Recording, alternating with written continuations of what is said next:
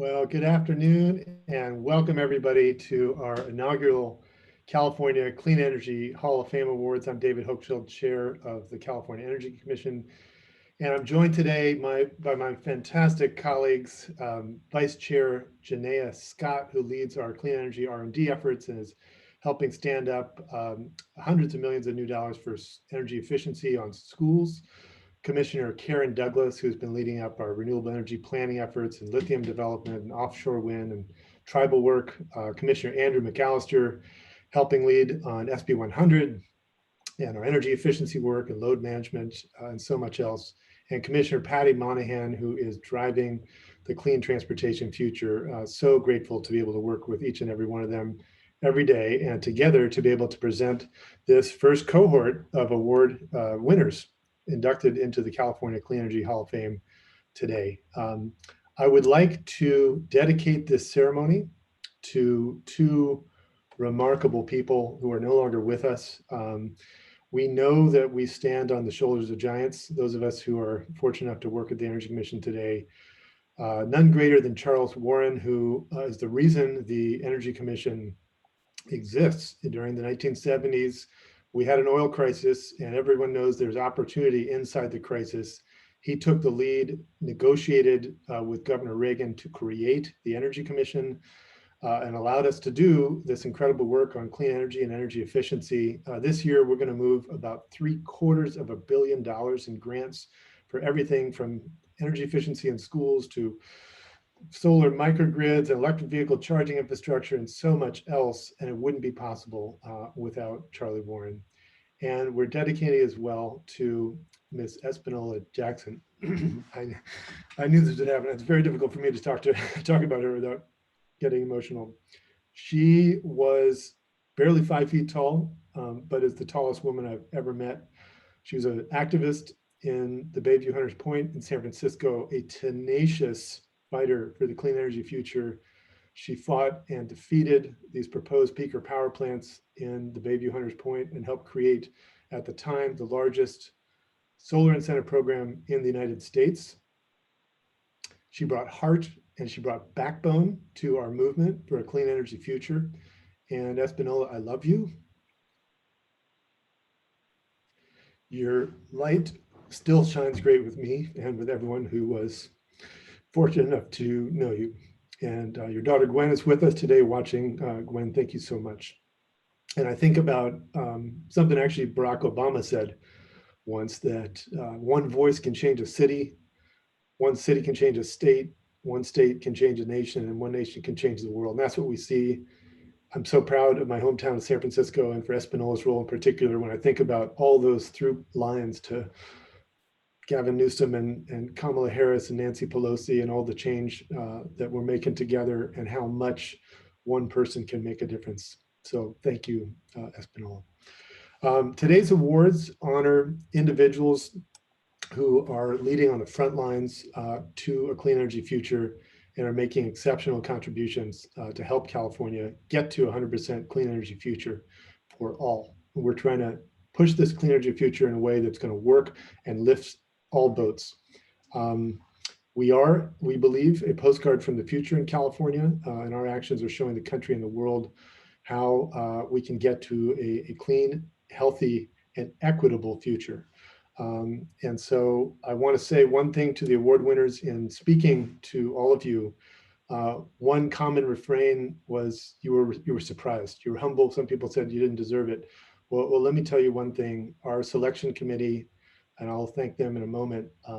One thing about them, they don't make mistakes. All of you deserve the recognition you're getting today, and we are so honored to be able to have you with us today and have your light shine as brightly as it has. The truth is, the future we're trying to build is not the job of one governor or one president or any commissioner or any one activist. It takes all of us to lean into that together. And where there's great effort, there's great light. And so this is a real special way to end a very tough year. I want to begin by inviting a very special guest, Brett Isaac, who's a member of the Navajo Nation, to join us. One of the most significant developments in the clean energy world over the last decade has been the transition away from coal. And last year, what is widely believed to be the dirtiest, most polluting, least efficient coal power plant in the United States was shut down. That's the Navajo generating station, which polluted the air of the Navajo people. And in its place, Brett has teamed up with many others at Navajo Power and the Navajo Nation to build out a clean energy infrastructure, renewable energy projects. So instead of feeding California with coal power, we're going to be getting clean energy from the Navajo Nation. And the proceeds from that they formed a B Corp, and that's going to help support rooftop solar for people without power in the Navajo Nation. So Brett, thank you for everything you're doing, and thank you for joining us to share a few words and to give the Navajo blessing today. Yeah, thank you. I'm very honored to be here today, very privileged to have my health. I'm out here in the Navajo Nation. So, hello from northern Arizona. We're getting snow today, so feeling blessed, about where we're at.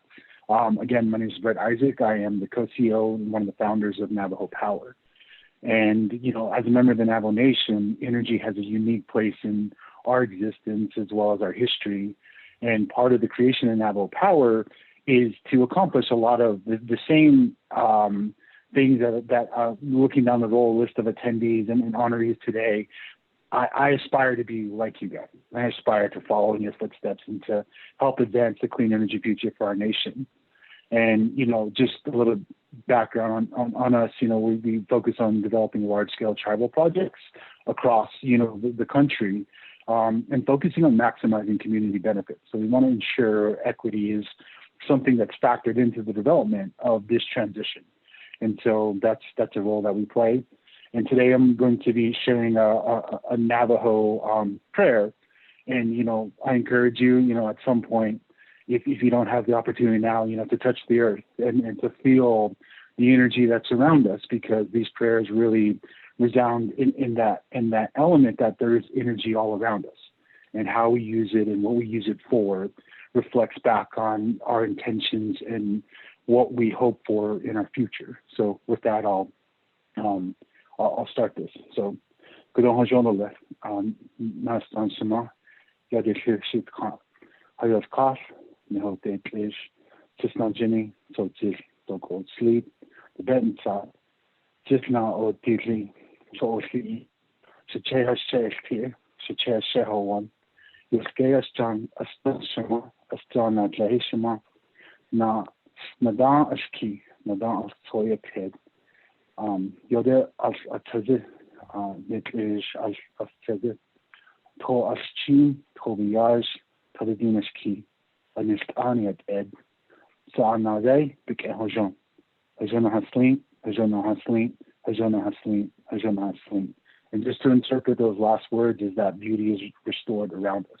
So beauty is before us, beauty is below us, beauty is above us, beauty is all around. So yeah, thank you. Thank you, Brett. That was beautiful. Thank you for all you have done and all you will do as you work in the Navajo Nation to build out that clean energy future. Let's turn next to the governor of California. I want to say a few words about Governor Newsom. When he was mayor of San Francisco, long before any state had adopted 100% clean energy mandate, and now there's 17 states that have adopted that, plus DC and Puerto Rico, and 100% clean energy platform is in President-elect Biden's energy platform. Governor Newsom was pushing that goal for the city of San Francisco and talking about these issues. He has been a relentless force for a clean energy future. And, hearkening back to Charlie Warren taking advantage of a crisis, finding the opportunity inside the crisis, you'll recall in the middle of the fires and the smoke that we were going through, this past fall, Governor Newsom stood up and adopted the toughest, boldest executive order on clean transportation in the United States, mandating an end to internal combustion engine fueled vehicles by 2035 and requiring zero emission vehicles, and really setting the course towards a clean transportation future, which is going to radically improve our air quality and help us in the fight against climate change. Thank you, Governor Newsom, for all you do, and welcome to the ceremony.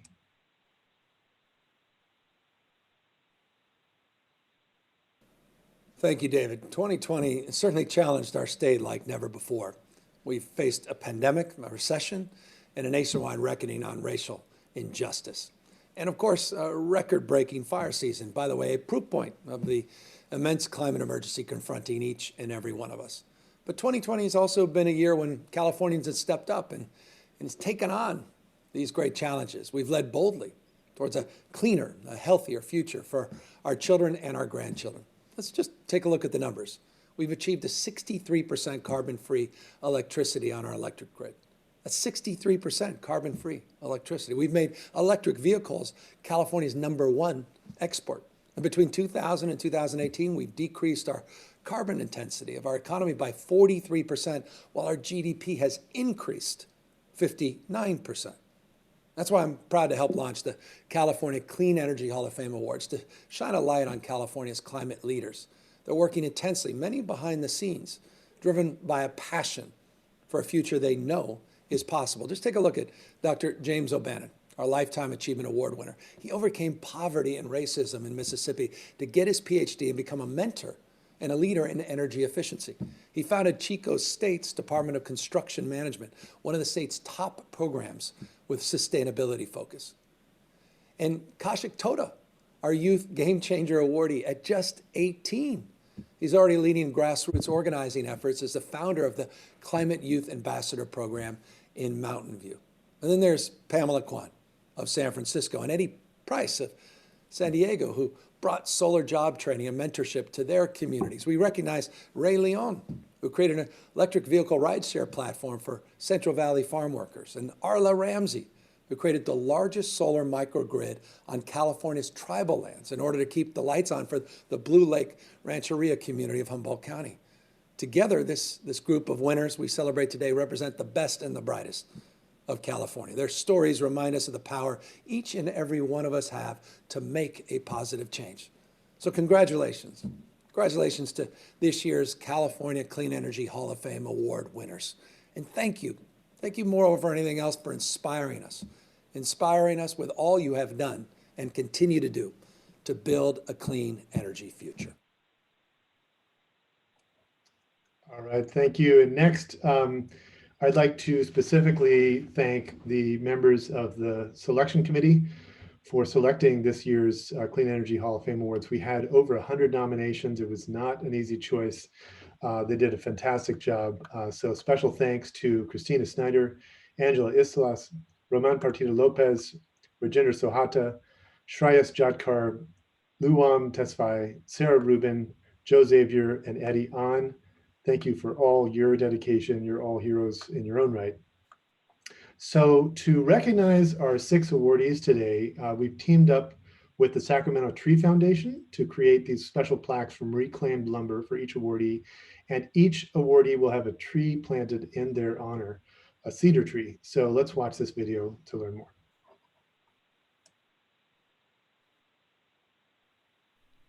Our plaques come from logs that were diverted from landfills to the Sacramento Tree Foundation's Urban Wood Rescue.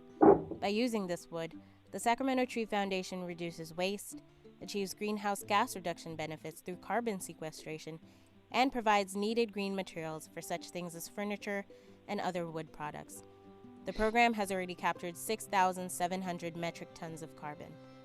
The Sacramento Tree Foundation also has been planting trees since 1982. The program enables us to provide living memorials to the work of our awardees. The trees for our awardees have been planted at a local park district in Rancho Cordova, a popular spot that now has a little more shade. We commend the Sacramento Tree Foundation for its commitment to creating a healthier environment. All right, well, thank you. And with that, we'll now go ahead and present the 2020 Clean Energy Hall of Fame Awards, starting with the Lifetime Achievement Award. It's time for the Lifetime Achievement Award. The Lifetime Achievement Award recognizes an individual with at least 20 years of documented accomplishments advancing clean energy that have had a significant positive impact on California and environmental justice communities. The Lifetime Achievement Award goes to Dr. James O'Bannon. Let's hear from Joshua Pierce, who nominated James for this award. Hello, my name is Joshua Pierce, and I've known Dr. O'Bannon for almost 20 years. We worked together at RHA, the company that he and Richard Heath founded 40 years ago, and he's one of my most trusted advisors. Many years ago, Jim was my engineering professor at Chico State, which is where we first met. There are perhaps 3 or 4 people that you truly remember in your educational career, and Dr. O'Bannon was one of those. He was hugely influential in setting me on the path that I'm on today.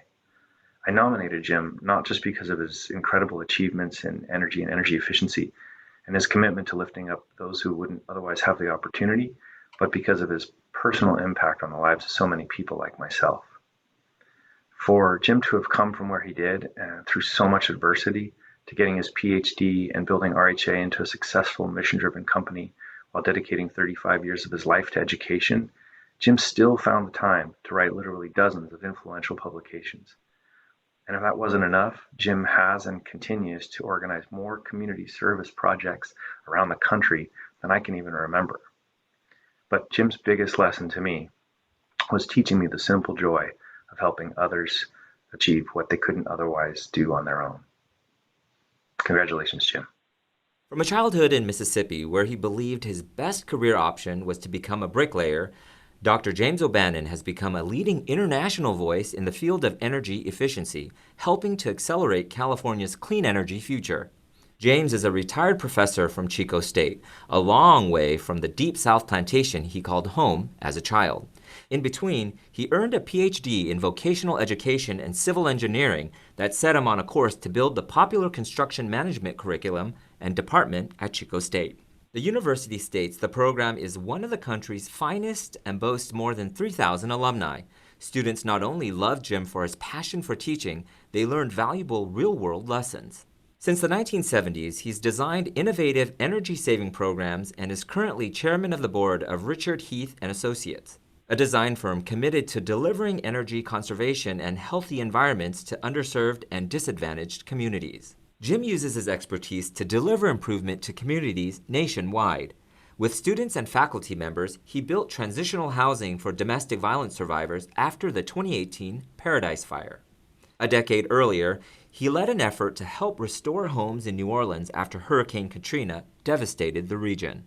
Clearly, Jim has given more than his professional expertise. He's generously used his energy to serve community groups in important roles, including Habitat for Humanity and the Boys and Girls Club of North Valley, which he helped found.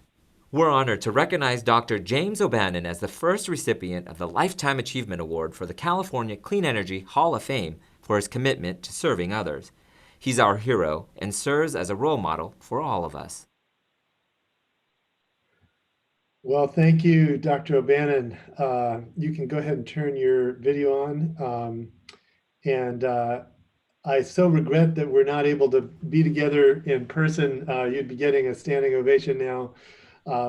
But I wanted to just say what an honor it was to speak with you. I guess it was maybe a couple of weeks ago when we spoke about you getting this award. And it was just such a remarkable conversation, seeing the journey you made, you know, expecting to grow up and be a bricklayer, to coming to California and doing all that you have and getting your PhD and being a mentor and a leader in energy efficiency. And the conversation was so extraordinary because by the end of it, we agreed to go back to Mississippi together after COVID. So I can see where you grew up, and I very much look forward to that. My parents were there in the civil rights movement for that Freedom Summer doing voter registration, and I've never been, and I'm really honored to do that, and I look forward to that. I was hoping you could share with us a little bit about your journey and what brought you to California, to the work that you did. Thank you. I'm honored to be here, and I'm honored to be recognized, even though I don't like awards. I'm honored to be here. I was a graduate from University of Missouri. I was in the EPDA fellow program, and I had an opportunity to go somewhere in the United States and start a different department. And I chose Chico State. I wanted a small town where I could raise my family, so I came here and created the construction manager department. Well, in visiting with you as well, I mean, you shared a little bit about some of the racism and racist violence you endured, and then to come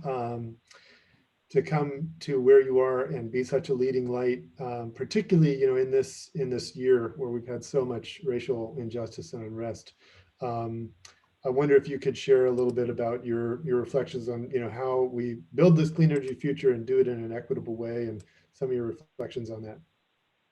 Well, I tell everyone I came from a very poor racist environment, but I came from a very, very loving family.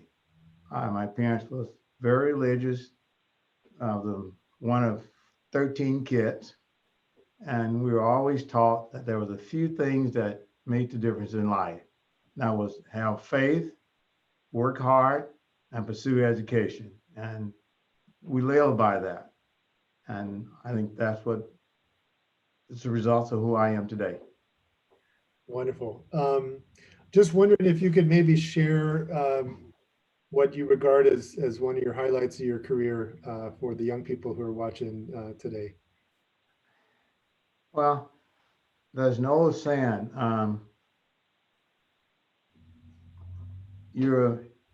don't think about where you are, but think about a better place, how you can make the life a better place to live in, and just keep that in mind. If you can think about where you want to go and don't be constrained about where you are presently, things will get better. And I think if you just focus on what's best for you, don't put your ego in the way, and give 110% and do your best, it will happen. If it's energy, if it's sports, whatever it is, if with the right attitude, you can get there.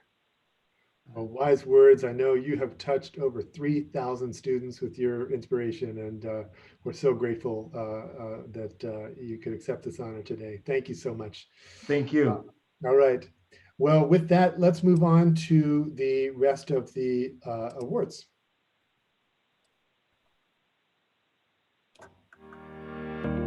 The Clean Energy Champion Awards recognizes individuals or organizations who are contributing to California's clean energy future through their bold moves and innovative ideas, while helping transform communities in California through more equitable outcomes. Our first Clean Energy Champion is Pamela Quan. Let's hear from Janine Cotter, who nominated Pamela for this award. My name is Janine Cotter, and I'm co-founder and CEO of Luminalt, a solar design build firm. In 2013, Luminalt was fortuitous enough to recruit Pamela Quan. She had just graduated from an intensive solar training program put on by Asian Neighborhood Design. Over the course of the next 7 years, she continued to invest in herself and in her craft. She moved up from solar trainee to solar installer to crew lead and to certified electrician. She's built 1,000 systems, training individuals along the way, some of whom have become crew leads themselves. She installs solar-paired battery systems so that we can use that clean energy that was generated by the sun later when we really need it. She is a true clean energy champion. Now, how is it that Luminalt was lucky enough to recruit Pam? Well, in 2007, when San Francisco was under the leadership of Gavin Newsom, there was a coalition of individuals who were advocating for a new type of solar incentive.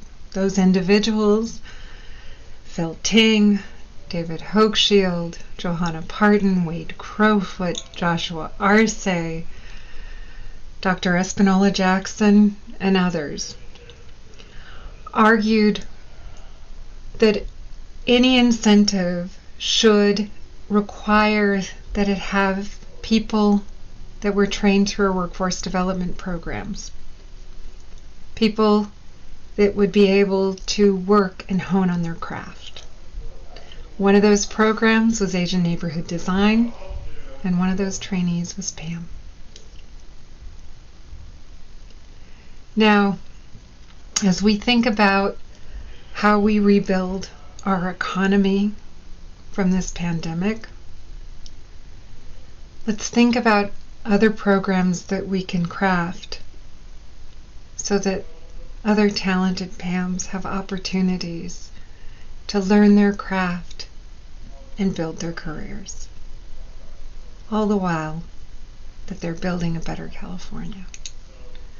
I'm incredibly grateful to have Pam as my colleague, and I'm honored that the California Energy Commission chose to celebrate her work.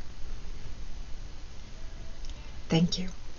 On the rooftops of San Francisco, Pamela Quan has seized the opportunity and turned it into a career for her and others. Now she uses the lessons she's learned to guide others to maximize similar opportunities at Luminalt, a locally owned solar and energy storage installation company. Her path includes being a relentless advocate for solar and energy storage, engaging with legislators, and serving as a representative of the solar community, including presenting an award to State Senator Scott Wiener on their behalf of his partnership. Pam believes she and others like her are changing the way California powers communities to be more resilient in the face of climate change, while relying less on fossil fuels. She recognizes the importance of renewable energy and is dedicated to the goal of accessible clean energy for all. It's rare that the clean energy leaders we celebrate are those in the field doing the physical work to build the clean energy system our future needs. But thanks to Pam, the future is in good hands as she models the way, showing women, particularly women of color, can do this work and do it well. California's road to a 100% clean energy future is challenging, yet a bit easier because of Pam. Oh, wow. I am Vice Chair Janaea Scott, and it is such an honor to welcome Pamela Quan to our virtual stage. So Pamela, I'll ask you to please turn on your video. I just want to echo the last line of that video we just saw. California's road to 100% clean energy future is challenging, yet it is a bit easier because of Pamela. Thank you so much, Pamela, for everything that you do. I'm so glad to get to interview you briefly here this afternoon. I've been wanting to meet you. I wish it could be in person. So let me ask you to tell us a little bit about how you evolved from a trainee to a crew leader and a mentor. So I started out on this journey at Asian Neighborhood Design, like you stated, and I was fortunate enough to land at Luminalt to hone in on my knowledge and skill set in the solar industry.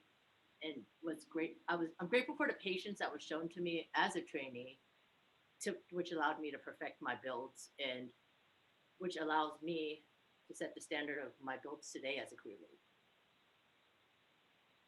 Excellent. And what advice can you share with those who are seeking to join the clean energy revolution? My advice is not to give up, and not to give up and not to give in. The solar industry has been met with tons of resistance, and the sun provides clean energy, and basically no one owns the sun. So my thing is, let's not give up until renewable energy is accessible to all, and we no longer rely on fossil fuels.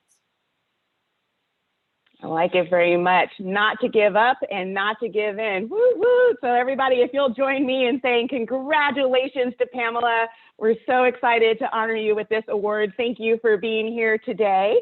You and I are able to turn off our videos now, and we're going to go on to our next clean energy champion. Yay, Pam. Our first clean energy champion is Arla Ramsey. Let's first hear from Jana Gagnon, who nominated Arla for this award. I'm Jana Gagnon, longtime colleague of the Honorable Arla Ramsey. I nominated Arla for the Clean Energy Champion Award because she doesn't seek recognition for herself, yet she is a true clean energy visionary. Arla has been re-elected Vice Chair of the Blue Lake Rancheria Native American tribal government for the last 3 decades. She is a person who likes to say yes or no, and when she says yes, she means it. So when she said yes to clean energy starting from the early 1980s, the technologies may have changed a little bit since then, but her commitment has not. Arla understood early that we have to transition to more sustainable ways of living, and that clean energy is one of the cornerstones of that transition.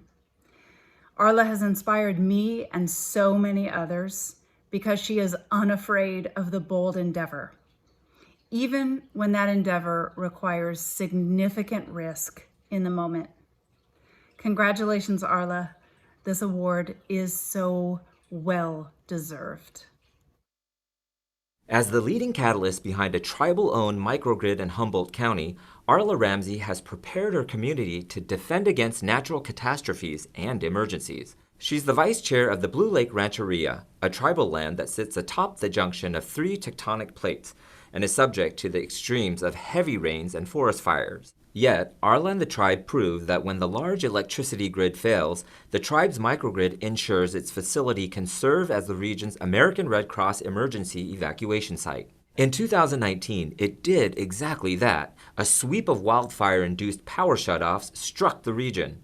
People who depended on medical equipment run by electricity sought refuge at the Rancheria.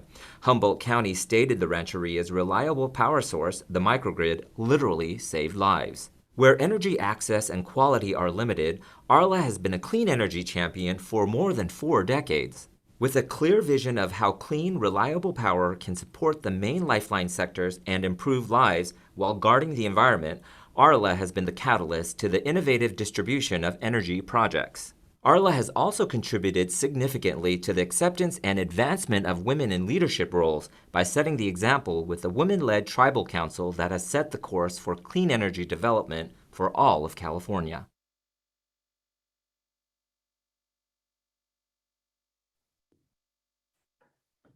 Hi, I'm Commissioner Karen Douglas, and it's my honor now to welcome Jana Gagnon to our virtual stage. Hi, Jana. Hi, Karen. It's so great to be here.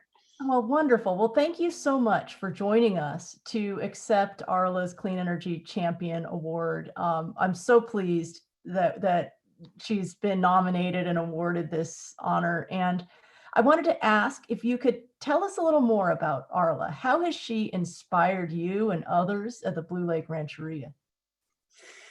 Yeah, I mean, I think it's hard. I'm a little emotional just watching that video, so bear with me here. But I would say that she likes to build things. She likes to build community, infrastructure, capacity, and she's determined to see what a small tribal nation can do, leading on clean energy and in alignment with other tribes, states, federal family, and international alliances.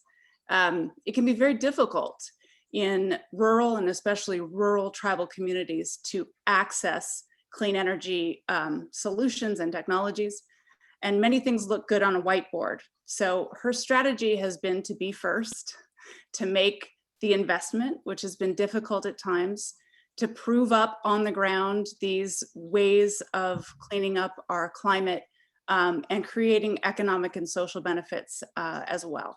So with an array of expert partners, we've been able to do that, but it's been due to her leadership.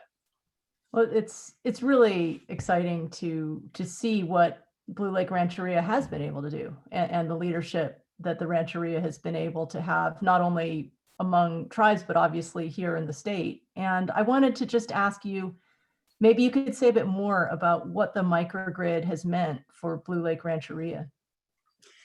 Yeah, so the Rancheria clearly as a community is a lot more resilient across the lifeline sector. So we started with energy, but this improves water, food, transportation, communications, all these core pieces of the infrastructure we rely on.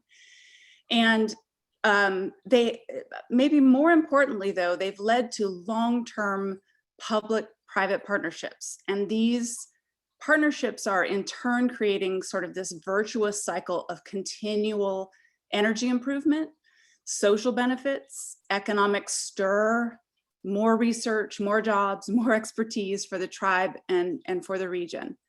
And so thanks to in large part to the California Energy Commission's EPIC program and other supports, our partners at Humboldt State University and the Schatz Energy Research Center.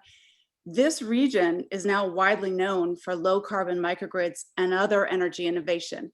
And that sets us up for other new opportunities like big offshore wind as an example. And that's leading into my last question for you. You have said that Arla Ramsey is unafraid of the bold endeavor. What's next on her clean energy agenda? Is there anything you can share with us? There's probably not enough time, but I'll say we have another microgrid in development, another deep round of energy efficiency and fuel switching away from natural gas to electrified systems. We have new research, of course, including load management and demand response, controlling and shaping how we use our electricity and port it around on the Rancheria. And I think that's just on the Rancheria. In the community, in the region, floating offshore wind is obviously very exciting.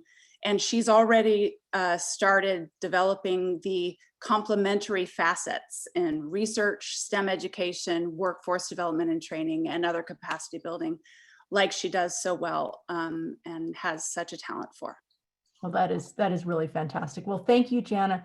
Please give Arla our best, and we certainly all wish her a speedy recovery, and we thank her for her great work. And now I think we can turn off our videos and we will move on to our next clean energy champion. Thanks again. Our next clean energy champion is Eddie Price. Let's first hear from Sebastian Saria, who nominated Eddie for this award, and then from Grid Alternatives' Erica Mackey and Paul Cleary. Hi, my name is Sebastian Saria, and I've worked with Eddie on several climate issues in the region of San Diego for the past few years.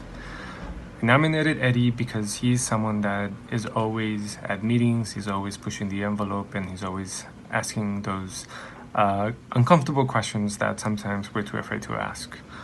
I also nominated him because he's pushed the needle on several climate issues in the region that are honestly being implemented everywhere. Among those, the use of the word communities of concern.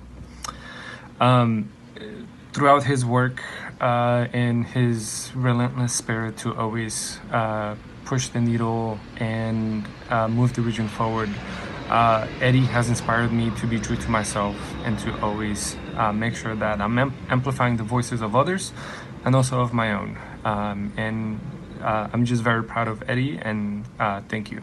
We've worked with Eddie for a really long time. I'm Erica and one of the co-founders at Grid Alternatives, and Eddie has been here.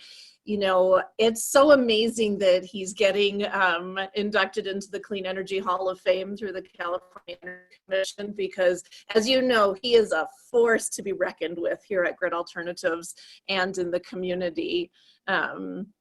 You know him better than I do and have worked with him longer. Tell us how Eddie came to Grid. Yeah, Eric.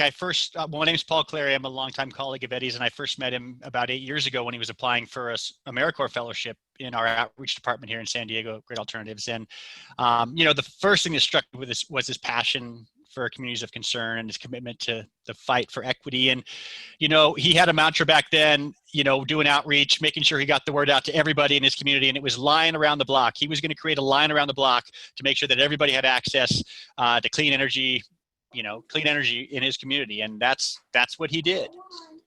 And I just couldn't be happier for Eddie, and really, really, right, Erica, congratulations on this award. Yeah, congratulations. I think I love your line around the block, because there are so many things that Eddie said that I remember for years and just fuel me forward. And that ability to really get people engaged in clean energy and be such a champion is really amazing. And he brings such a sense of humor to it. So congratulations, Eddie. With passion and skill, Eddie has helped triple the number of households in underserved San Diego communities receiving affordable solar energy, all while instituting a workforce development curriculum for communities that have been historically overlooked. Eddie was raised in the shadows of social change and community activism in culturally diverse Oakland. He was blessed to live and grow, he says, in an environment of change that led him to always look for the good fight and to never be afraid to speak his mind once he understood the situation. When moving to San Diego 2 decades ago, he recognized a need for African Americans who were interested in starting businesses. To help, he started the San Diego Urban Economic Corporation, a nonprofit instrumental in filling voids related to small business development. His impact grew when he became the Community Development Officer for Grid Alternatives, where the focus is people, planet, and employment. He has excelled in his position and has been the guiding light in leading a successful strategy to increase the number of households in underserved communities receiving affordable solar energy and benefiting from jobs in the clean energy industry. Determined to expand the clean energy movement, others say Eddie has been the local pioneer in assertively promoting the term communities of concern. By pressing the boundaries defined by Cal EnviroScreen's disadvantaged communities, Eddie has persuaded the city of San Diego to include other communities that have been traditionally left out. Like Grid Alternatives, Eddie's goal is to help the world transition to clean, renewable energy that includes everyone.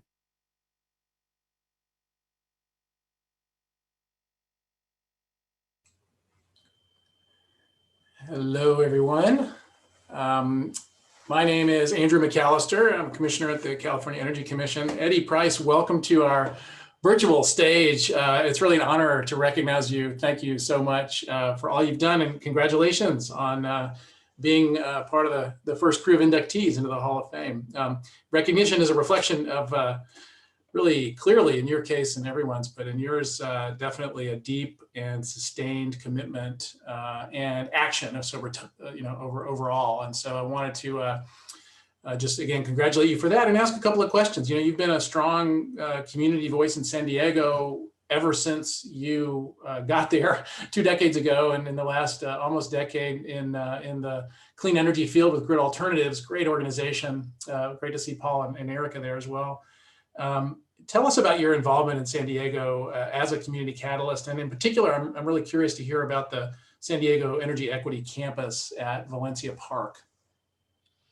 Thank you. And thank you for this honor. I almost got teary-eyed when I saw Paul and Erica on here. I mean, this is a great honor.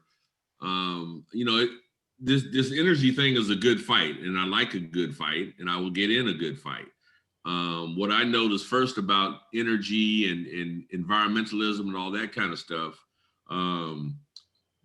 solar really creates economics in households. So I'm not necessarily in this because of the quality of the air or, hugging trees. I have hugged a tree though, and it did actually feel kind of good. But the economics that it can do to shift the paradigm in communities of concern. The San Diego Energy Equity Center, of which I hope the California Energy Commission will be involved in, is designed to birth these ideas and this technology inside of a community, as opposed to always looking from the outside in. We can do something from the inside out. So it's like 70,000 square feet of opportunity, light industrial and office space that is on some land that's owned by the city in the city of San Diego. But again, one thing I'm most excited about is having a tree planted in my name. I don't know why that turns me on, but it does. And I really like that. Well, congratulations. Well, that's something to be proud of, and you can go visit that tree. If they can tell you exactly where it is, that sounds really meaningful. Well, what do you, so one thing clearly you have is both a commitment and a seriousness, but also a sense of fun and community. And what do you most enjoy about your role as Community and Workforce Development Coordinator at Grid Alternatives? Assisting in people changing their lives and communities changing their paradigms, right? Often it's said that communities of concern are underserved and underutilized and this and that and the other thing. But it all is based on economics. And when I started working with Grid Alternatives, I had to ask Paul, okay, you mean to tell me we're gonna put these little black panels on somebody's roof for free, and it's going to eliminate their SDG&E bill forever. And me knowing what $100, $200 a month can do to one household in a community of concern, and let alone doing it to 10 houses on the block, which is $1,000 a month of free economics. It's life changing. It's community changing. If you could guide those economics. So the most refreshing and important thing for me is helping people change their lives. And I'm most amazed that all this is because the sun comes up, right? Just because the sun comes up, if it crosses over your house, you could receive some economic benefit. And I really appreciate that. That's beautiful. Well, last question in the face of climate change, we're gathered with all the commissioners and a lot of stakeholders in the clean energy revolution, all confronting climate change in many ways. What must the state do? What can we do more to bring clean energy to more people? And I hope they don't turn the mic off on me on this one. But working with Grid Alternatives, we have service areas, and our service area has been greatly diminished by the maps that are coming out of the state of California, right? And so it has greatly diminished the number of homes we can serve, instead of increasing the numbers of homes that we can serve. And that's been extremely challenging, telling somebody on the other side of the street that their home doesn't fall within the boundaries, right? And it's the same housing stock, it's the same people, it's the same everything. So, I would challenge the state of California, the Energy Commission, and others to actually, when you draw a line, go visit that line. See if that line, you're drawing the line based on data, but you need to incorporate humanity into that also, right? And you owe it to the community, in my humble opinion, to go visit these boundaries, to say, hey, we didn't take into account that we just split up a community, right, with resources. That's a great point. Great point. And hopefully we can get out of our houses and communities once COVID passes and we're able to share these moments in person. So thank you. I want to just say congratulations again. Thank you so much for everything you're doing. Thank you. And with a few snaps and hand waves, thank you and congratulations, Eddie. Really appreciate everything you're doing. Thank you. And with that, here we'll move on to our next clean energy champion. Thank you very much, and we can turn our videos off. Our first clean energy champion is Rey Leon. Let's hear from Russ Teal, who nominated Rey for this award. My name is Russ Teal. I am here to introduce Rey Leon to receive the Clean Energy Hall of Fame Award. Rey has been involved for 27 years in environmental justice activism and is entering his third unopposed term as mayor of the City of Huron. He is the founder and executive director of the LEAP Institute, creator of the Green Riteros and EV ride-sharing program. I got to know Rey as part of the Technical Advisory Committee for a CEC grant I was working on. I enjoyed brainstorming with Rey and discovered he is a fellow Cal Bear. Rey has an extensive network of environmental justice and community-based organizations, academics, regulators, and fellow politicians. He is hardworking and passionate for serving his community. Congratulations, Rey, for this well-deserved award. Rey Leon is the mind and heart driving the innovative Green Riteros electric vehicle ride-sharing program. It offers residents of the town of Huron, mostly farm workers, free transportation to and from critical services and errands, such as doctor and social service appointments. Rey knows Huron and the community well. He's the mayor of this small town, home to those who work the surrounding green fields of tomatoes, onions, watermelons, and other vegetables. He grew up here and can remember when he and his mother rode the bus for 4 hours to get to a medical appointment in Fresno. Asthma is a common issue for the kids in the region. The valley has some of the state's worst air pollution. It was a long bus ride, or if you were lucky, you might catch a ride with someone else. The car ride was just an hour. Rey has a long history of looking out for his town and neighbors. He's the founder of the environmental nonprofit organization, The LEAP, the Latino Equity, Advocacy, and Policy Institute. He sees the Green Reiteros program as something that helps solve 5 problems: economic justice, environmental justice, climate justice, health justice, and transportation justice. Green Reiteros is equipped with 10 Level 2 electric vehicle chargers on site and provides rides to those who need it. There are 12 other Level 2 chargers in town. With the headquarters converted from a diesel engine repair shop, Rey has a place for people to reserve or wait for a ride arranged by a bilingual dispatcher. His efforts are fueling an environmentally friendly ecosystem of generosity, kindness, and community. In his words, with all those EV chargers, Rey's hometown of Huron is, quote, truly the greenest farm worker city in America.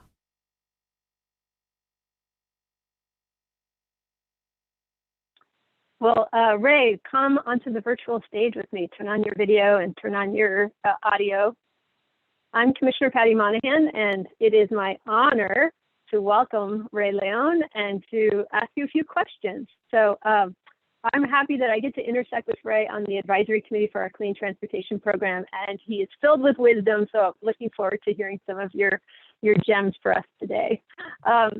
So you're the mayor of Huron. You're the head of the Latino Equity and Advocacy and Policy Institute, which is a great acronym of LEAP. And you're a relentless advocate for farm workers and Central Valley communities. Can you tell us what motivates you? What motivates me is the story of my family. My father arriving as an orphan from Michoacan at 14 years old in 1951 to Huron, California. Undocumented, but with a lot of dreams, with little resource, but a lot of spirit. And he became a bracero farm worker in 57. We've been here ever since. And growing up, he made sure to let me know that I, and the farm workers were the same people. With his story of struggle and his experiences and my mother's spirituality, I think I carry a bit of both in doing the best that I can to show with action the love I have for my brethren. And Rey, what's your top priority for Green Reiteros and other projects you're working on? And how can the state support you in those efforts? Well, number one, I think carbon neutral is something good, but really I want to see negative carbon in my community. We have some land available to us where I could definitely see doing something like Ms. Arla Ramsey's doing, a microgrid, and make the energy affordable for the farm worker families here that struggle on a daily basis, especially now. These are the families that are now considered essential, even though they were essential from the very get-go. Hardest working people on the planet, maintaining the food chain of the nation. Our food from this region goes throughout the country and overseas. And so we should recognize the hard labor with by ensuring a strong benefit to farm workers, because my farm workers, I ran into a farm worker the other day from Michoacan who's 84 years old and he still works in the fields. In my opinion, I think at 84, you should be relaxing. You should be retired at 60 something. Essentially our elders are being sequestered. The eyes that should be in the community on the streets, helping enhance quality of life are not around. We need to, as a brother Eddie said, we need to change the paradigm, right, to improve the lives. And I agree with that wholeheartedly. And there's a lot of work to do in terms of the state supporting. Continue to provide the resources and help us unfold the programs so that Huron could really be, and other communities like Huron, be negative carbon, and in the process empower people with the jobs, the trainings, the economy, the youth with the scholarships, the internships, the fellowships, and also the jobs at the statewide level and the Energy Commission, the other agencies, so we could have some equity. Latinos are about 40% of California.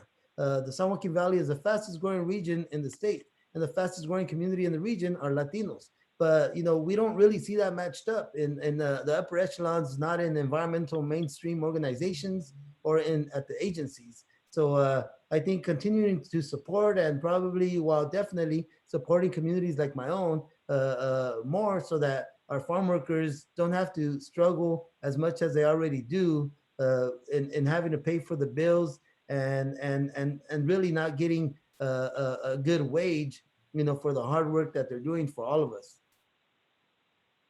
Well, Ray, I just want to thank you for all your leadership and just say that we feel very lucky that we have you as an advisor for us on our clean transportation program. And just congratulations on this award. It's well deserved. And the fact that you're able to bridge, bringing it's not just about the environment, it's about people, and it's about making sure that especially disadvantaged communities benefit as we move forward to a cleaner, healthier future. So let's give a big woo to Ray. Congratulations. Well, thank all of you. Thank you, Patricia, Commissioner Monahan, for allowing me to go out there and share my story and the story of Green Raiteros and the LEAP Institute, the work that we do with the staff at the Energy Commission. And thank you, Russell, for being the huge support that you are, and for all the friends and family that are watching this right now, and the other leaders that are part of this first cohort. And I want to visit all of you. I want to visit all of you, take some selfies, do some video. I want to know a little bit more about your work, because I think we can learn from each other to be able to, grow this. We're all working in our little corners of our reality, of our earth, but there's much in common that we could share with each other to empower all of California to be that golden state we should be, and we can do it together. And finally, go Bears. Well, and that is a great transition to our next award winner, which is the Youth Game Changer Award. So, Ray, let's turn off our videos and on to the next awardee. Thank you. The Youth Game Changer Award recognizes an individual who is 18 years of age or younger who is helping to advance California toward a clean energy future and inspiring the next generation of energy experts, entrepreneurs, and leaders to change the game. Let's begin Kaushik's story with Silicon Valley Clean Energy CEO's Girish Balachandran. Hello, my name is Girish Balachandran, and I'm the CEO of Silicon Valley Clean Energy. I'm here to talk about Kaushik Tota and the Climate Youth Ambassador Program. Through this program, Kaushik and his team of 30 other young individuals have reached out to 14 high schools and 3,000 students. This is the kind of change we need, which involves inspiration, education, and taking action to combat climate change. I got to know Kaushik a few years ago when he made a presentation at the city of Sunnyvale.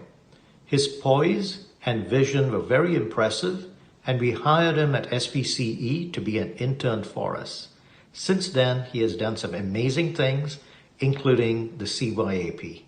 All the best, Kaushik, in everything you do. You're going to do great. And we need people like you to combat this crisis. Thank you. Ever since elementary school, Kaushik Tota has been passionate about the climate crisis and, fortunately for all Californians, determined to do something about it. Kaushik is now a senior at St. Francis High School in Sunnyvale. He's leveraged scientific innovation, community engagement, and policy advocacy to promote environmentalism amongst his peers and his community. At the tender age of 18, he's become an inspiration and mentor for other youth and even adults. Kaushik is the founder of the Climate Youth Ambassador Program, an organization dedicated to raising awareness about the significance of climate change and equipping individuals with the resources and knowledge to lead sustainable lifestyles. He's also the president of the Youth Public Policy Institute and co-leads the Sunnyvale Youth Climate Action Team, both of which engage in environmental policy advocacy campaigns at the local and state level. The world has a strong guardian in Kaushik as he hopes to continue setting the foundation for a green energy future. By the way, Kaushik is not always focused on solving climate change. He enjoys trivia and is an avid watcher of Jeopardy! He's also a member of his high school's Quiz Bowl and Science Bowl teams. Whatever he's involved in, he's changing the game for the better. Congratulations to Kaushik, our first Youth Game Changer Award recipient. Your future and ours are cleaner and brighter than ever, thanks to you.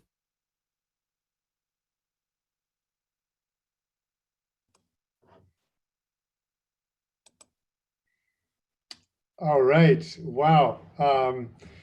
What a wonderful ceremony and what a wonderful story you have, Kaushik.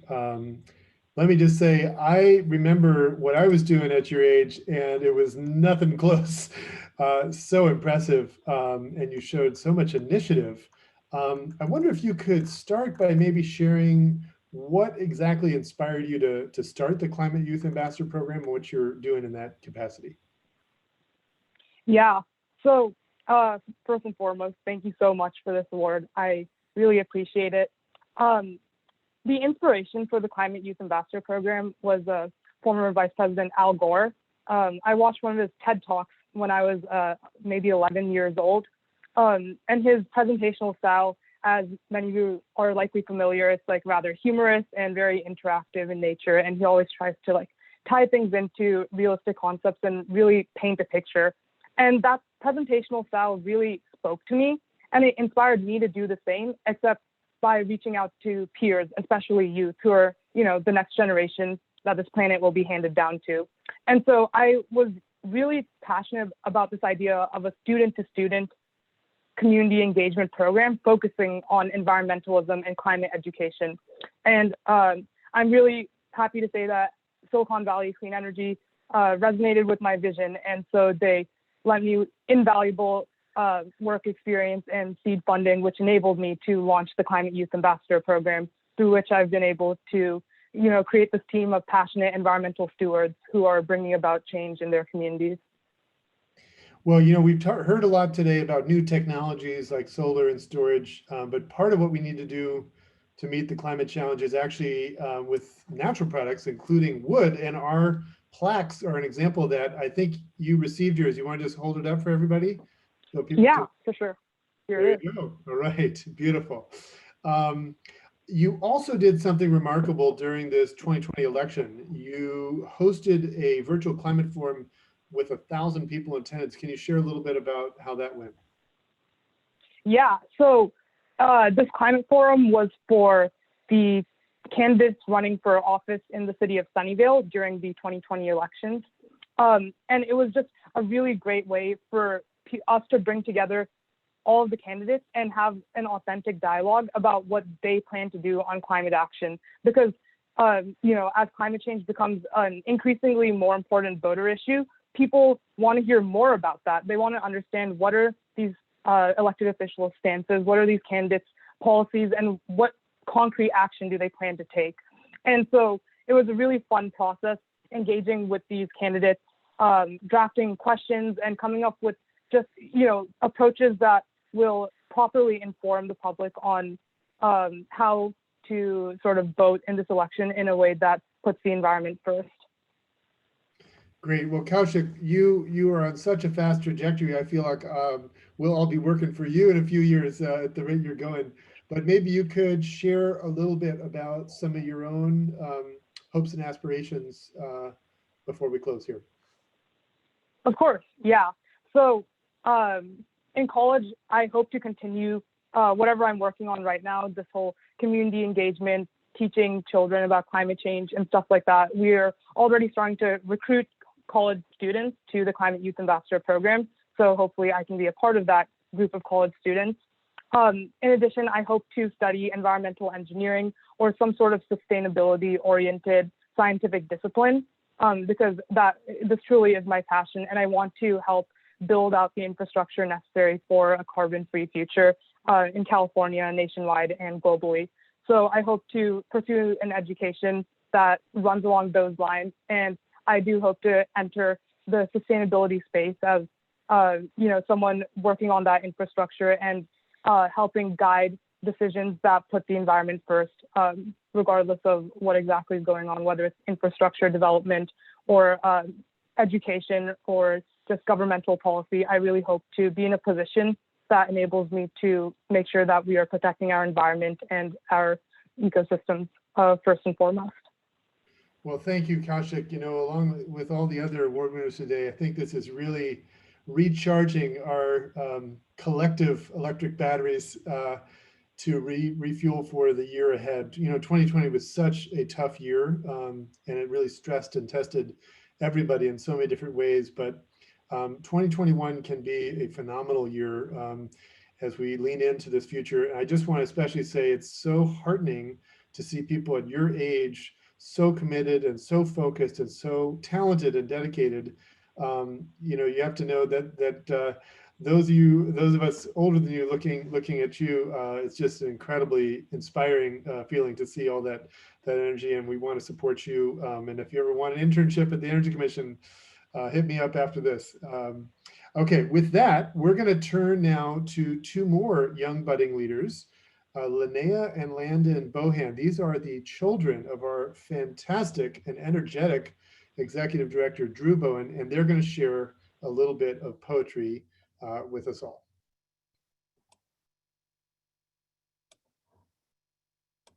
Hello, my name is Linnea Bohan, and this poem is called The Road Not Taken by Robert Frost. Two roads diverged in a yellow wood, and sorry I could not travel both, and be one traveler long I stood, and looked down one as far as I could to where it bent in the undergrowth. Then took the other just as fair, and having perhaps a better claim, because it was grassy and wanted wear, though as for the passing there had worn them really about the same. And both that morning equally lay, and leaves no step had drawn black. Oh, I kept the first for another day, yet knowing how way leads on to way, I doubted if I should ever come back. I shall be telling this with a sigh, somewhere ages and ages hence, two roads diverged in a wood, and I took the one less traveled by, and that has made all the difference.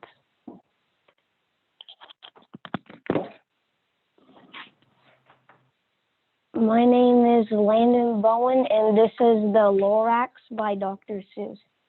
Mister, he said with a sawdusty sneeze, I am the Lorax, I speak for the trees. I speak for the trees have no tongues, and I'm asking you, sir, at the top of my lungs. He was very upset as he shouted and puffed, what's that thing you've made out of my truffle a tuft? And at that very moment we heard a loud whack. From outside in the field came a sickening smack of an axe on a tree. Then we heard the tree fall, the very last truffle tree of them all. No, Lorax said nothing, just gave me a glance, just gave me a very sad backward glance, as he looked at himself by the seat of his pants. And I'll never forget the grim look on his face when he hoisted himself and took leave of this place, through a hole in the smog without leaving a trace, and all that the Lorax left here in this mess was a small pile of rocks with one word, unless. Whatever that meant, well, I just couldn't guess. That was long, long ago. But each day since that day, I sat here and worried away. Through the years, while my buildings have fallen apart, I've worried about it with all of my heart. But now, says the onceler, now that you're here, the word of the Lorax seems perfectly clear. Unless someone like you cares a whole awful lot, nothing is going to get better. It's not. So, catch, calls the onceler. He let something fall. It's a truffle seed. It's the last one of all. You're in charge of the last of the truffle seeds, and truffle trees are what everyone needs. Plant a new truffle, treat it with care. Give it clean water and feed it fresh air. Grow a forest, protect it from axes that hack. Then the Lorax and all of his friends may come back. Thank you. That was fantastic, Linnea and Landon. Thank you so much. We can never get enough poetry. Well, you guys, what a day. I just want to say again, Kaushik, Ray, Eddie, Arla, Pam, Dr. O'Bannon, incredible. The inspiration.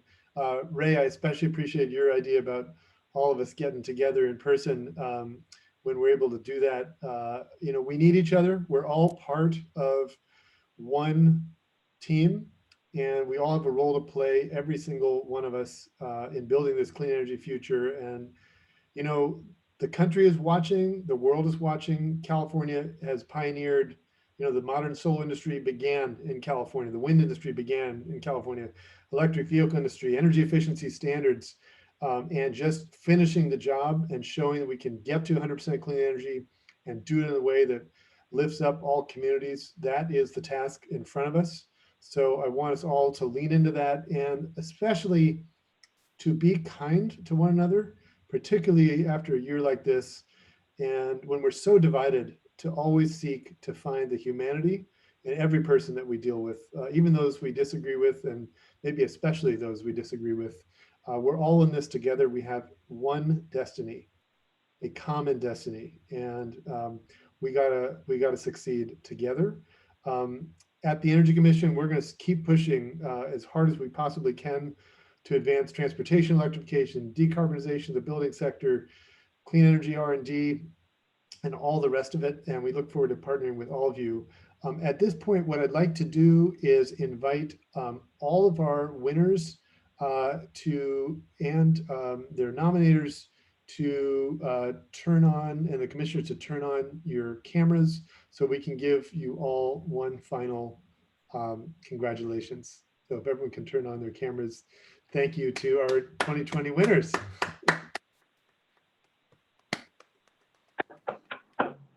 All right, we're proud of you guys. Okay, I think we.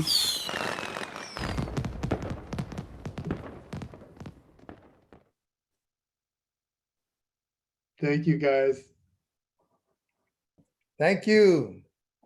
Si se puede. Congratulations, everyone. Congratulations. Thank you. It was a good fight. Get in it. If it's a good fight, get in it. Amen. All right. Congrats, everyone. Congrats, guys. Thanks, everyone. Congrats. Congratulations. Un abrazo. Lo mismo. También un abrazo para todos ustedes también. Amen. Thanks, everyone.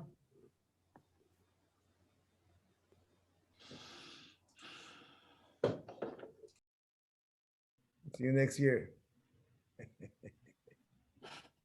Hasta la próxima. Hasta la victoria, siempre. Sí, señor.